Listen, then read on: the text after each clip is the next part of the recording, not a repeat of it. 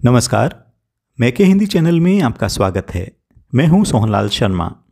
आज के इस वीडियो में प्रस्तुत है भक्ति काल की सगुण धारा की प्रमुख भक्त कवयित्री मीरा के दो पदों की व्याख्या।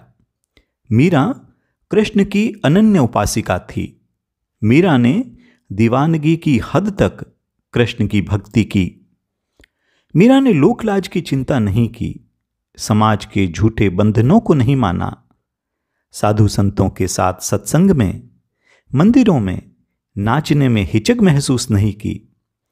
मीरा के पदों में प्रेम की गहरी व्यंजना है, विरह की वेदना है, पर सादगी है, सरलता है।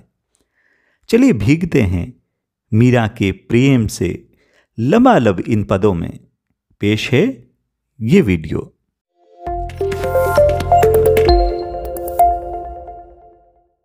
मीरा का पहला पद। मेरे तो गिरधर गोपाल दूसरो न कोई, जाके सिर मोर मुकुट मेरो पति सोई। छाड़ी दई कुल की कानी का करिए कोई, संतन ढिग बैठी बैठी लोक लाज खोई। असुवन जल सींची सींची प्रेम बेली बोई, अब तो बेली फैली गई आनंद फल होई।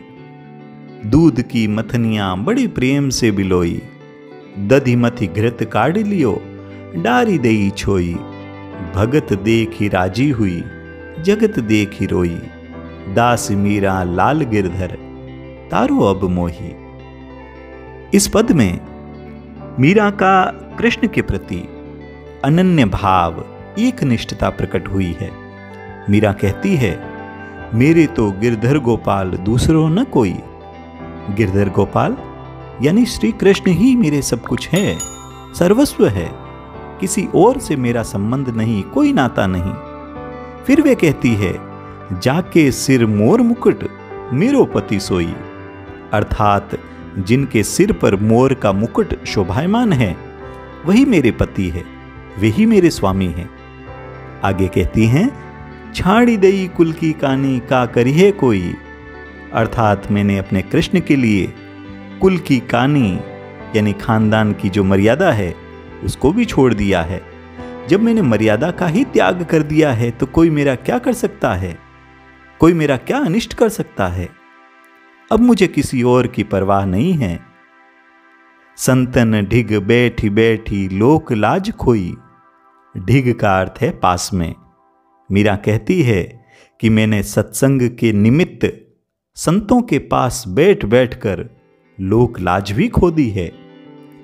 वे आगे कहती हैं, असवन जल सींची सींची प्रेम बेली बोई, अब तो बेली फैल गई आनंद फल होई। अर्थात मैंने अपने आंसुओं के जल से सींच सींच कर प्रेम की बेल बोई है।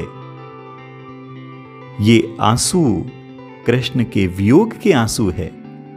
अब प्रेम रूपी ये बेल, ये लता फैल गई है, विकसित हो गई है और इस पर आनंद रूपी फल लगने लगे हैं।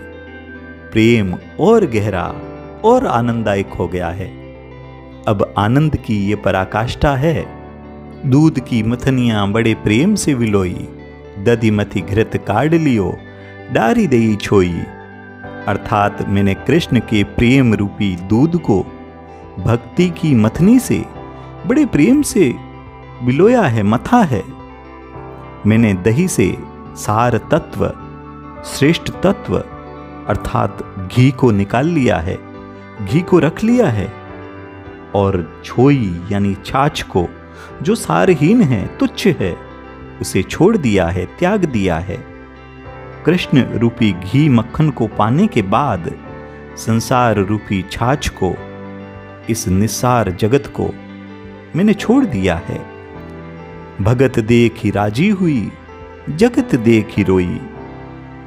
मीरा प्रभु के भक्तों को देखकर बहुत प्रसन्न होती है, लेकिन जब संसार को देखती है, संसार के लोगों को देखती है, सांसारिकता में मोह माया में उलझे लोगों को देखती है तो दुखी हो जाती है, रोती हैं।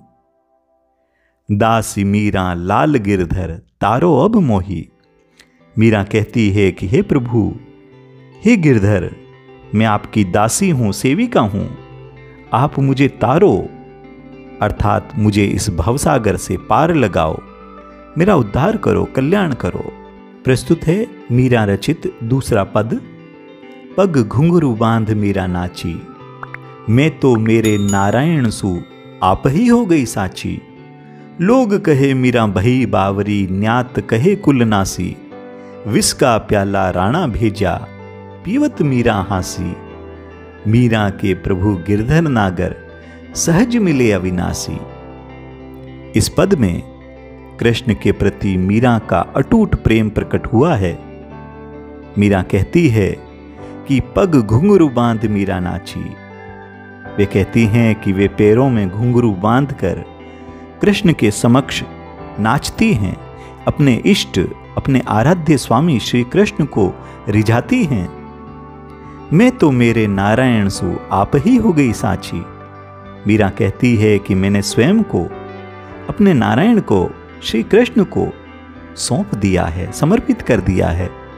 मैं कृष्ण की होकर पावन और सच्ची हो गई हूं। लोग कहे मीरा भई बावरी। लोग कहते हैं कि मीरा बावरी हो गई है, पागल हो गई है, क्योंकि उसने न्यात की, समाज की, बिरादरी की मान मर्यादा का ख्याल नहीं रखा। राज परिवार की कुल वधू होकर मंदिरों में गाती फिरती है, संतों के साथ उठती बैठती है।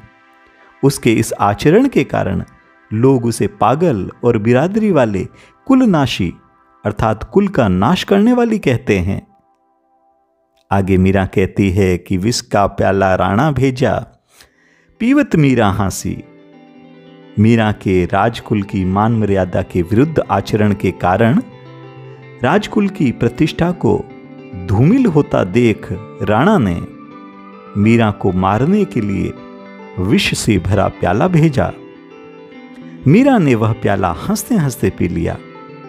मीरा की हंसी में उन लोगों पर व्यंग्य है जो मीरा की भक्ति को नहीं पहचान पाए, कृष्ण भक्ति की शक्ति की थाह नहीं ले पाए, जबकि मीरा को अपने आराध्य पर पूरा भरोसा है, अपनी भक्ति पर अटूट आस्था है।